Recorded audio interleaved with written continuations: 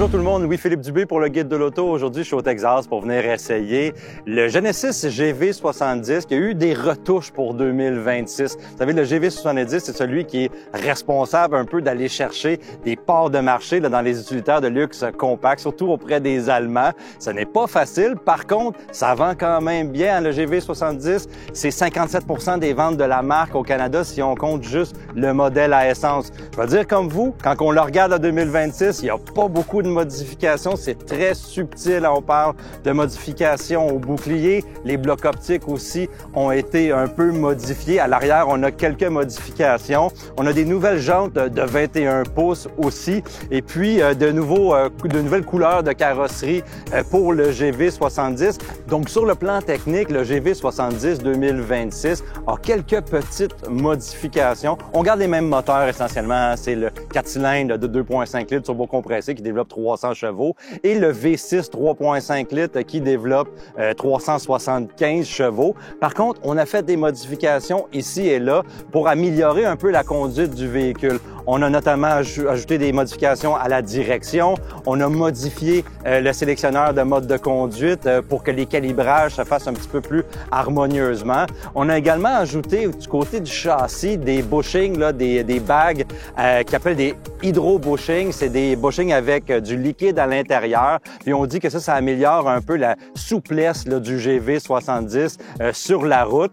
On a fait des modifications à la suspension aussi. On sert de plus en plus des caméras et de la navigation pour être capable d'anticiper la route accidentée, les speed bumps et etc. Donc, pour vraiment offrir une conduite qui est un petit peu plus souple et un peu plus confortable pour le GV70. À l'intérieur du GV70, il y a eu quelques modifications. La plus importante, c'est l'écran OLED de 27 pouces. Avant, on avait un bloc d'instrumentation et l'écran était à droite.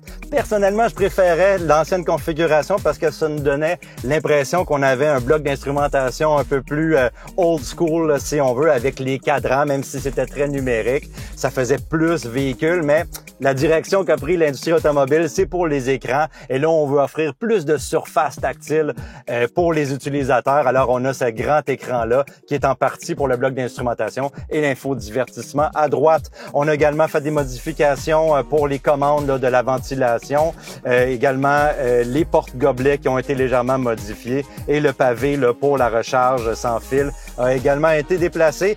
En tout et partout, là, ça ressemble pas mal à l'ancien intérieur là, du GV70.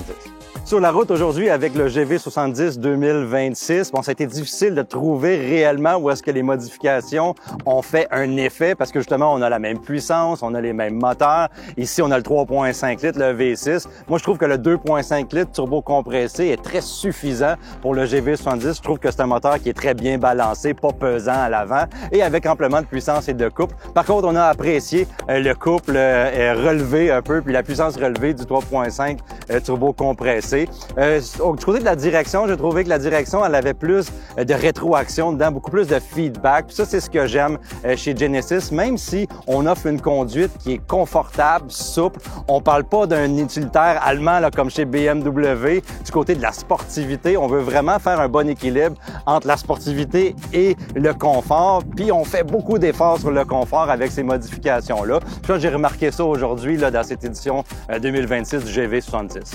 Fait que le GV70 entre en 2026 avec des bonnes améliorations, des améliorations qui ne sont pas visibles nécessairement beaucoup sur le véhicule et à l'intérieur du véhicule. Par contre, ça modernise ce GV70 pour qu'il soit capable ou plus apte à rivaliser avec les utilitaires allemands.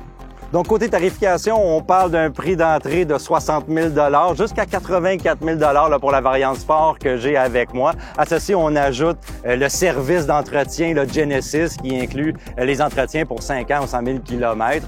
On parle beaucoup de tarifs dernièrement. Hein. On sait que le GV70 a une usine à Montgomery là, aux États-Unis, puis les GV70 qui sont assemblés là vont pour le marché américain. Mais nous, nos modèles viennent de l'usine de Ulsan là, en Corée du Sud, donc sont techniquement exempts de tarifs. Il y a aussi le GV70 électrifié, hein, faut pas l'oublier, Electrified, celui qui est 100% électrique. On va avoir des nouvelles pour vous dans les prochaines semaines. On ne l'a pas essayé aujourd'hui, le 2026, mais on s'attend à ce qu'il y ait des changements qui sont venus sur le GV70 à essence qui vont être transposés du côté de l'électrique. On va vous en parler à ce moment-là. Donc, si vous voulez tous les détails sur mon essai, les détails techniques également sur le GV70 2026, vous pouvez lire mon article sur le Guide de l'auto.